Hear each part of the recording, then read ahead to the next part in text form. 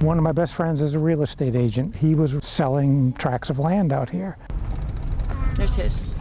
Built himself. This kind of ended up by accident, you know, this wasn't in the plan. I built this way before the internet. I started working on it, or thinking about it about 1985, well before Google or anything. So my only resource was the architecture library at the University of Texas. Just looking through all their old books. They say it looks like Elf, you know, like Rivendell in the Hobbit movies. One thing I can say in my own defense there is that I built this house 10 years before the Hobbit movie was made, so I mean, anybody stole anybody's idea, you know. I work in electronics and computers, and so the thoughts of me being able to build a house seemed kind of crazy, but I just saw no alternative. There's no way I could afford hundreds of thousands of dollars for paying a house to get built.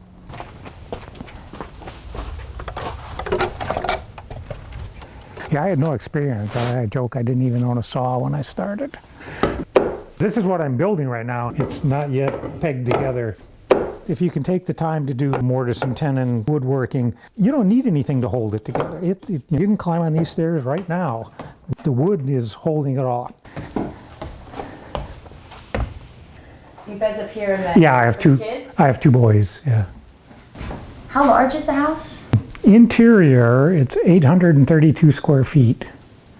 Well, this will have a handrail here when I'm done. And it's a little funky. There wasn't enough space, so you kind of do the limbo here at the last step to get under that beam.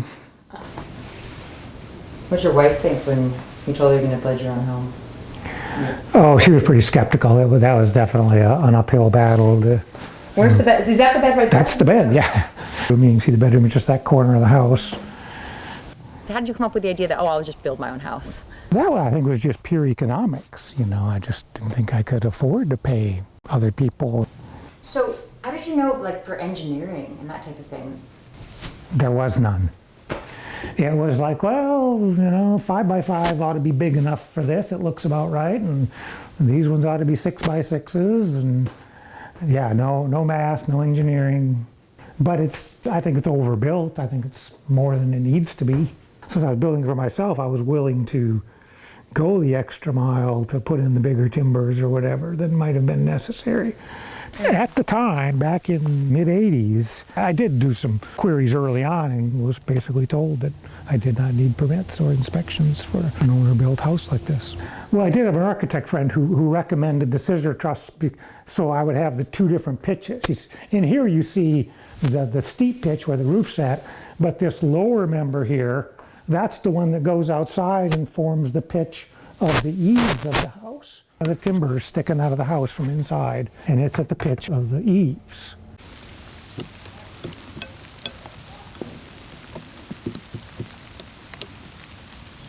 How did you make the decision to go with what you wanted to build with? Well, it started out, the Holy Grail was maintenance-free. You know, I was talking about galvanized tin, log cabin kits, or just something I could build and forget. And then at one point I got into stone. I wanted real primitive. And so eventually this old world look started to really appeal to me. And then I went to this guy who does consulting for indigenous housing projects. He was telling me, well, if you want to build out of stone, that's fine, but you're going to have to build 2 stone walls with insulation between them. Otherwise, you won't be able to cool it in the summer and you won't be able to heat it in the winter. And I thought, oh man, stonework is hard. 2 stone walls, never mind. And he said, well, here, I'm working on this other project where we're building this with this mud straw process. And I went out and worked on that mud straw house for one day, basically. And in 2 hours, you learn everything there is to learn about the mud straw process. It's just so utterly simple. And after that, I said, hey, I could do that. It's mud and straw is real similar to cob, or straw clay is another term for it. The old cob method, they would mix up mud, sand and clay and straw, and then form these lumps, they called them cobs, and then they just jam those onto the wall and just build up a wall that way and then pare them down kind of plumb. This way, you take a bunch of straw and dump clay slurry on it. You get clay and water to where it's about the consistency of, say, pancake batter. And then you dump it on a bunch of straw and toss it around with pitchforks till it's all gray and coated.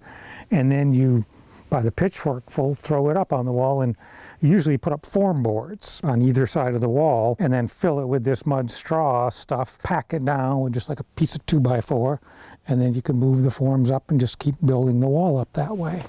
You're putting form boards in to hold this stuff while you're building it. The form boards come away, and then you can kind of come in with a handsaw or a chainsaw or a hatchet and just kind of chop it down to be the shape you want it.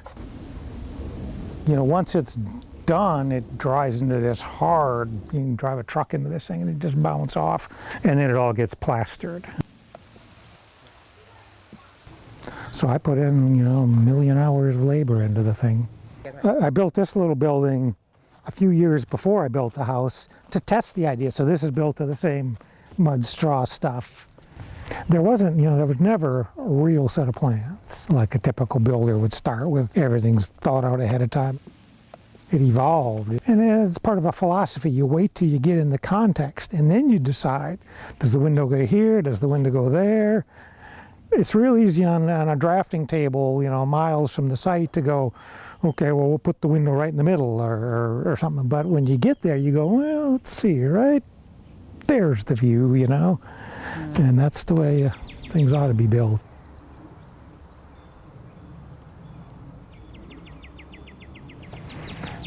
One of the first things you're supposed to do in deciding your house, first you place it on the lot, and you place it in what's not the best part of the lot, but it's the worst part of the lot. It's called site repair. You think about it, so we were going to originally build on these rock bluff lines.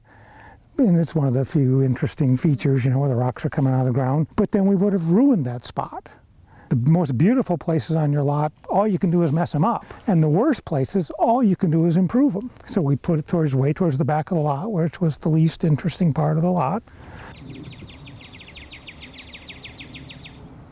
Another pattern says you place your front door first.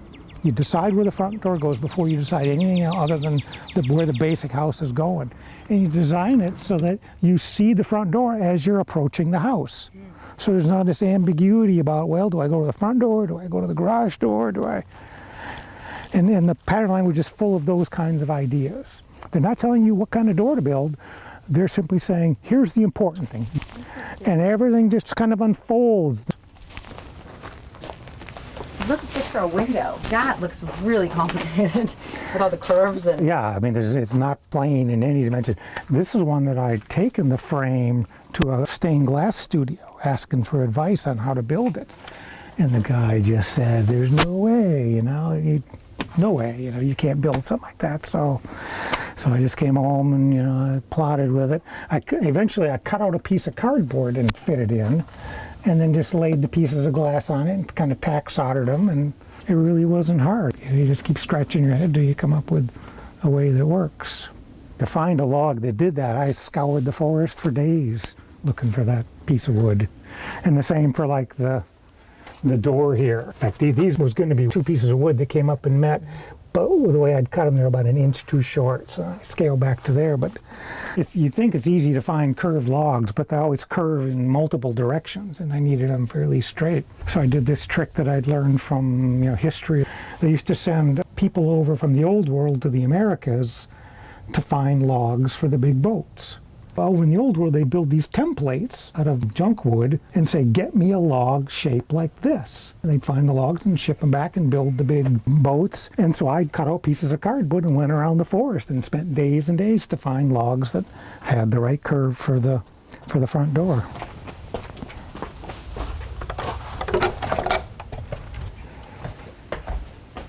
When we come out after an extended absence, if it's really hot out, it'll be about 15 degrees cooler inside. Or if it's winter and 20 or 30 degrees, it'll be 10 or 15 degrees warmer, just because it's coupled to the earth and well insulated.